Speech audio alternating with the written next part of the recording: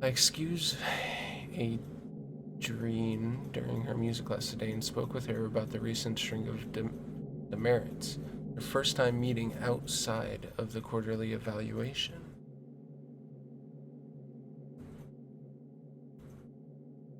Certainly understand Miss Richardson's classroom observation concerning Adele's emotional state.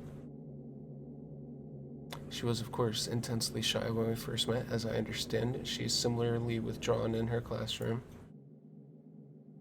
Something she simply will not do. Instead of participating in a mandatory group activity, she will sit alone and accept that she will receive demerit.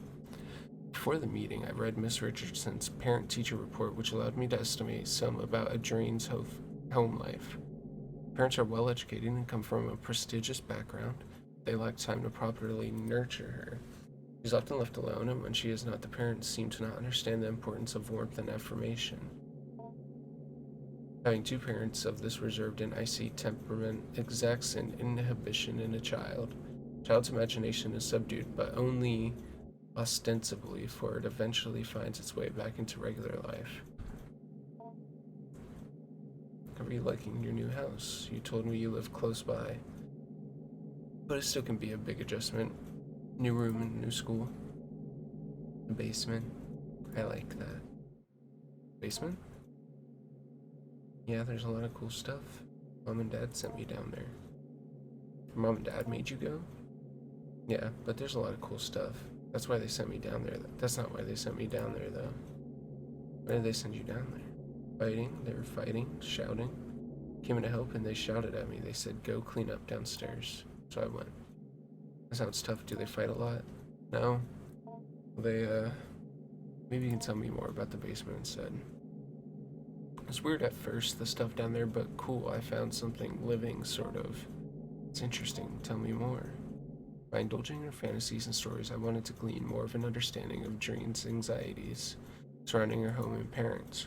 Symbols of Dreen's story seem to carry their own traumatic weight, and her exploration of the basement might very well be a vehicle for the conveyance of her anxiety. Whatever might come out of our next meeting, whether she engaged with a similar make-believe, I will set her down. I will set her story down here. Dreen's story begins with her delving into the basement with a trash replacement and the goal of cleaning up. Discovered one of the walls was covered in plastic bags. She went to investigate, intent on tearing away whatever they covered.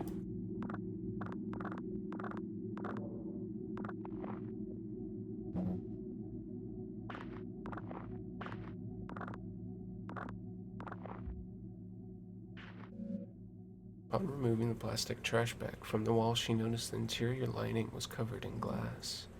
Like a window, I offered. No, she said, like a mirror. Reflecting inwards towards the animal they covered.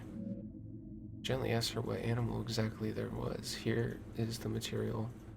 The material reality of the story took a turn for the explicitly fantastic and imaginary. She, on her discovery of it, at her gaze it grew, or extended its shaggy long-haired self, hair like fur, like a dog, I offered. No, she said, not the fur of a dog, nor the hair on her head. Grew out towards her the animal's hair, reaching out. It was hard, standing almost straight, like the hair on a brush, a bristle. She said yes. She was very curious at first. She was afraid at first, but then very curious. Asked her what else was in the room. More things hidden away, she said. Things of Grandpa's as well. First, she found a hidden passage under the stairs. Inside were strange dolls, magic objects, naked, faceless figures. I heard those cryptic utterances and merely nodded. In order to keep the game of make believe going on, I only pressed for details when I thought necessary. Faceless dolls could be a simple metaphor for the anonymity she feels in her own home. The hidden passage, I am unsure of what to make of that. The revealing of the concealment seems to be thematic in her fantasy. The door under the stairs is but one example.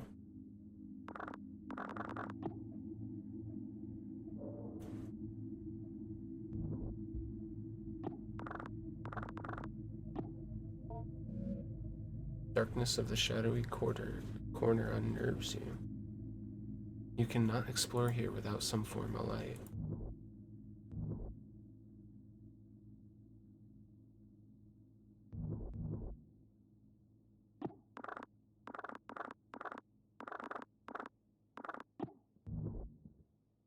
trash pile.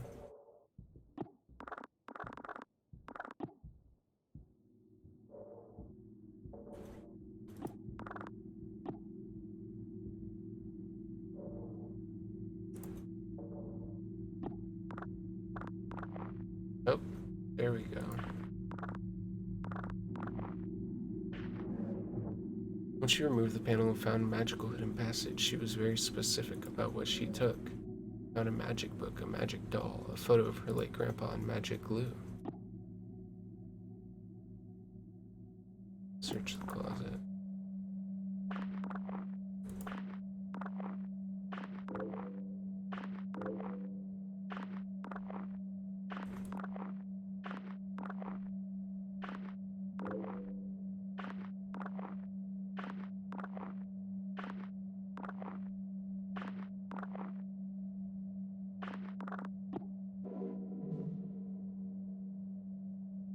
Papers crudely bound together to form a book.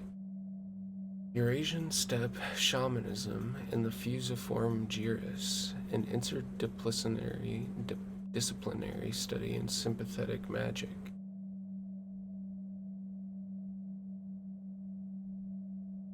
Research was the recognition of particular pattern in fragments of documents relating to magic. Numerous sources were drawn from chalk, spells, list spans, whatever. Paper trail arose a consistent account of a certain form of magic relating to the binding of demons to a sorcerer's will. Even called the Heaven of Needles or the Angel of Needles, was known to be kept best by shamanic keepers.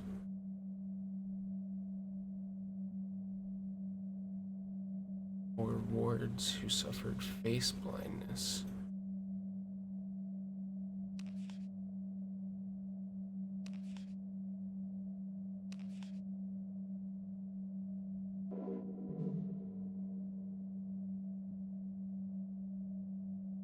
Good luck on your trip. All-purpose glue.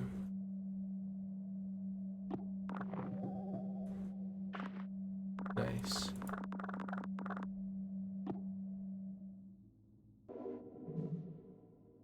Slouching doll. Its material is rough and coarse. Oh!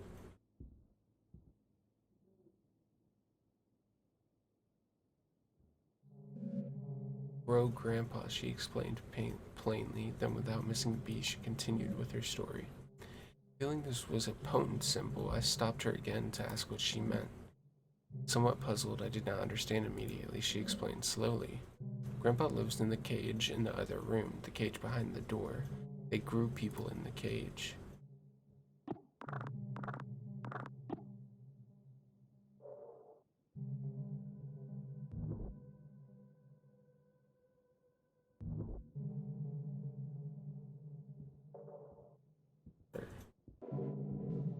Hastily written note. Repeatedly called your home to no avail, so I am forced to leave this here with you. Found William sitting in the corner of the enclosure area, seeming severely concussed. Whiskers was gone, and none of its normal hiding places. I immediately suspect the worst. I have done my best to lock up everything on such short notice. It'll be a hasty fix, but it'll require some time to find a more permanent remedy. I am honestly hoping you do not find this note, as I intend to lock the house down too. I pray that you do not enter this room, no matter how it may appear. William cannot be helped. He is only being kept alive as a means of continuing predation on the rest of us. So once again, no matter what state you may encounter William in, he cannot be helped. Which would simply imply a certain risk he knew he was taking. Our extant research materials have now become possible liabilities. I believe I'll let you all know. I might do this if we were ever to experience an event such as this. I hope you remember what I told you. So long.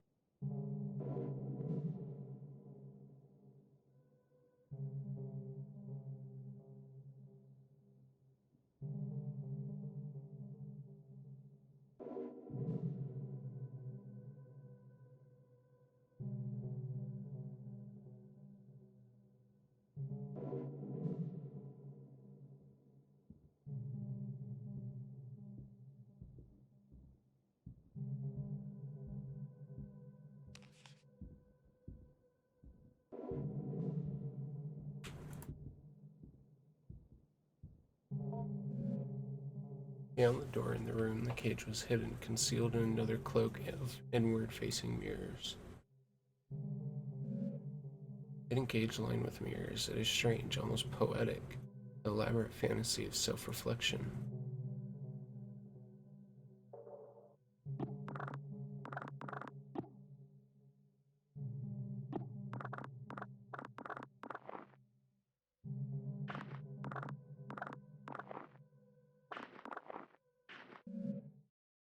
At the cage, she finally cast her spell. But it was confusing. She could fight it at first.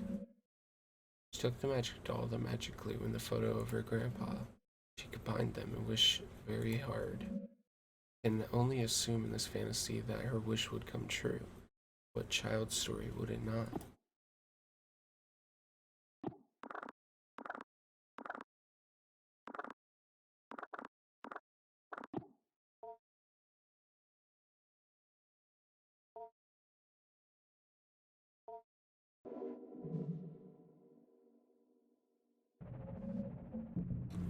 Put Grandpa in the cage, assuming that was part of the ritual. She was not clear on how it worked. What precise instructions she would glean from her grandfather's magic book was complicated by her reading comprehension. She wished with all her heart that she told me she waited for a while for anything to happen, and after that she began to cry. Cried really hard, she said, I wanted Grandpa to be back. I wanted my parents to stop being so mean. And it hurt me. It hurt me wish for my grandpa to come back. I could feel it through the walls, and I felt it through the air. I asked her what exactly she meant. She could only repeat what she said. By the time lunch was over, I said goodbye to Adrienne, and she left to rejoin her class. I was left to consider our conversation. I believe the storytelling strategy I've employed was not unfruitful, but I must probe deeper if I can. Although I can be sure of nothing, I interpret the impressions I get, begin to help me get an idea of the right questions to ask. Knowledge you acquired this week has given you access to certain topics or keywords you can discuss with Grandpa.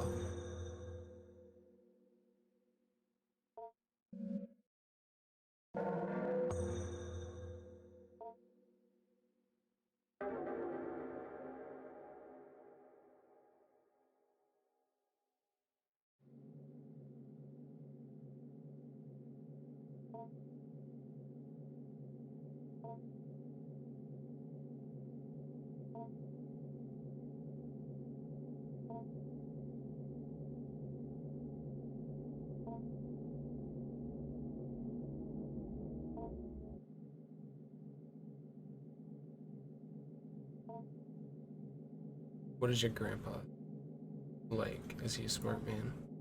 Not anymore, but I'm teaching him. So he's grown a good deal then. You have been feeding him well? Yes, he's getting bigger, but he has a lot of room in his cage. He's still behind the bars. Yeah, well, he might be able to climb out eventually. There's a vent in the ceiling. Or perhaps if he climbs out, I could meet him someday. Yeah, but he's not ready to leave. Can't take care of himself. I have to feed him. You stored food in your lunchbox? It's nice of you to share. He can almost talk. He doesn't have a mouth. So how do you feed him? He has a mouth on the outside, on his shell, or the stuff that is his skin. Maybe you can go through a typical day with your grandpa? Began another tale. According to Adrienne, in the week that had passed, much had changed in the basement.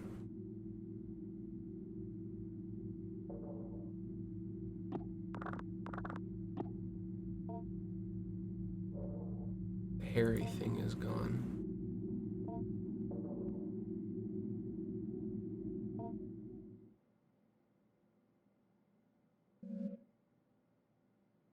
It was scary the way he moved when the doll's skin covered him. I wanted to interject, but sometimes seemed inappropriate, so I keep listening. When I look at him, she continued, when I look about how he grows and moves, it's like he's growing for me. So he's growing bigger now. Bigger every day.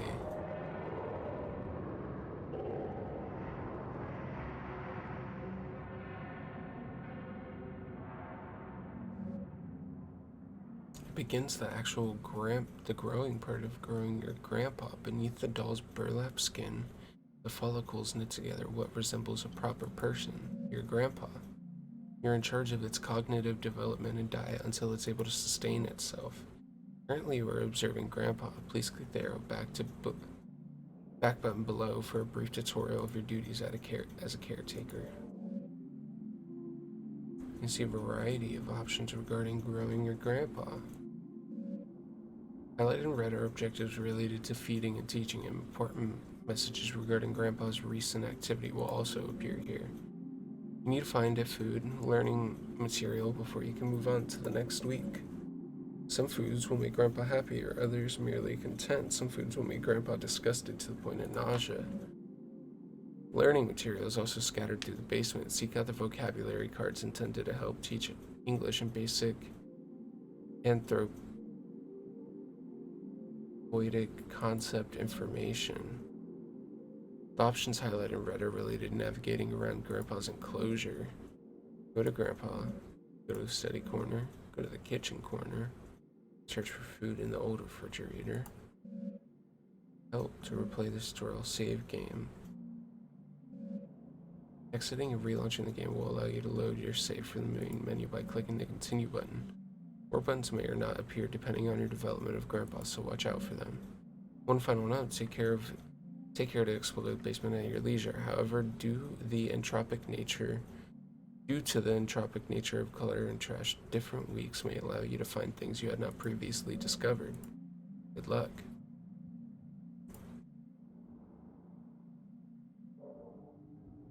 So we need to feed him.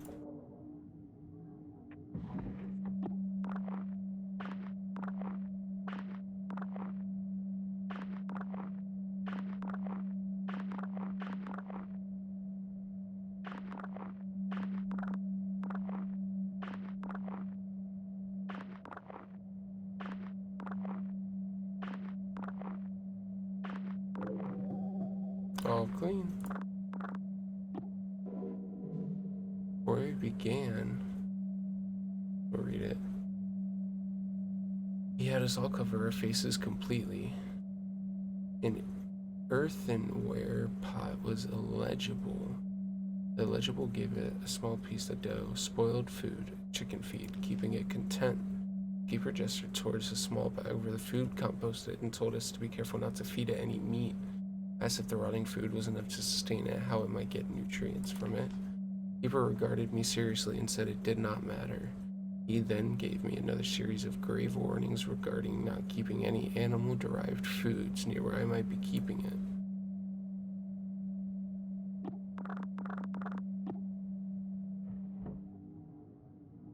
This top drawer. Need a key.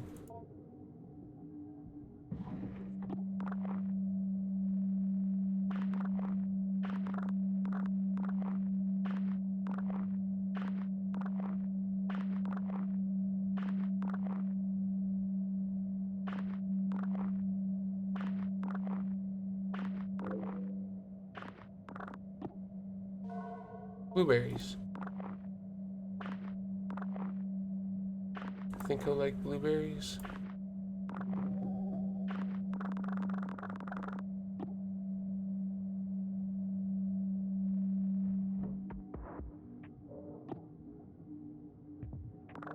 Trash pile. Examine. Search the painting. What is this?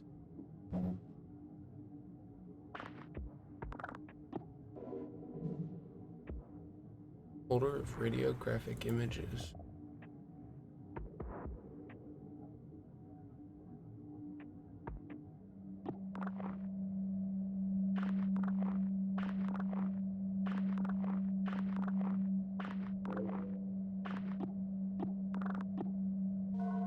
Fiberglass insulation. He'll eat it? What the hell?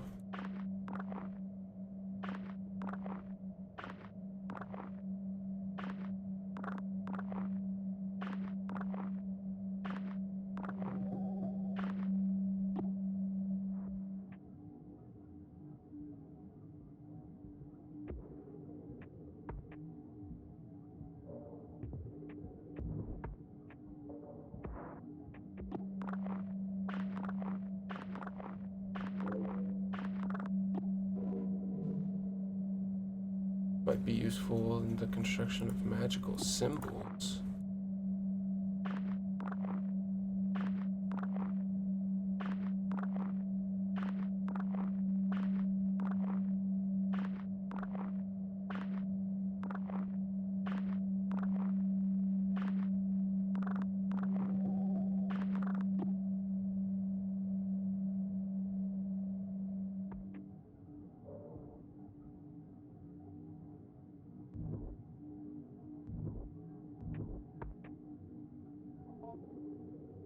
Trash pile. Need reading material. This isn't really good food. He might eat it though.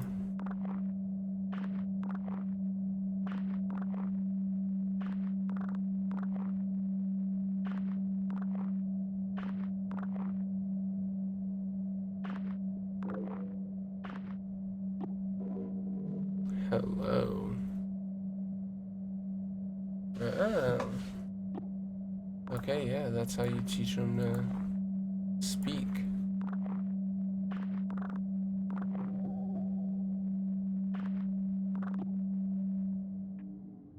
Bulbous growth.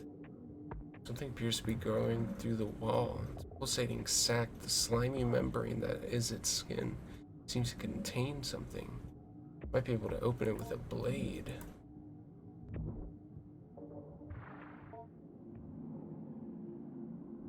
Okay. I need to go to sleep. Bye.